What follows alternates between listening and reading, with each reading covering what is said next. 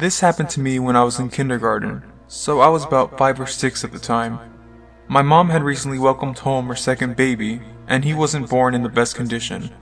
My school district had an early release date for us. However, my mom must have not seen the school calendar because she wasn't waiting outside for me. My old apartment building was the kind of building where you either needed a key or be buzzed to get in. Because I was 6, I didn't have my own key, so I rang the bell. However, my mom didn't buzz me in, as she didn't know I was to be let out early. With no choice but to wait outside, I sat down on the steps and waited for my mother. It seemed like only a few minutes had passed before a man walked up to the steps with a key in his hand. Assuming he was one of the other residents, I quickly explained my situation to him and asked him if he would let me in. The man obliged to let me in, but told me to stick with him for safety. Naturally, this made sense to me, so I agreed. I reckon he wanted to stop at his apartment for a moment, and then he would walk me to where I live. He opened the door and stepped into the building. He grabbed my wrist and pulled me behind him. It just dawned me on that.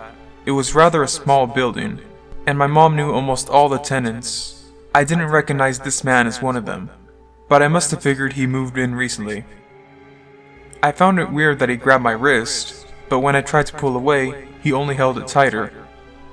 Once we get inside, he quickly began walking down the hallway towards the back door. At this point, I knew something was wrong, but being 6 years old, I couldn't do anything to help my cause. For what happened next, I'm forever grateful. My mom's friend, we'll call her Liz, was on her way to the back door, because that's where the parking lot was. Upon seeing the man try to take me out back, she screamed at him, demanding to know who he was and what he thought he was doing with me. The man quickly let go and ran out the back. Liz took me back to her apartment and let me wait there until my mom got home. I asked Liz about this recently, and she told me that the man hadn't even been a resident of the building, so he hadn't even lived there.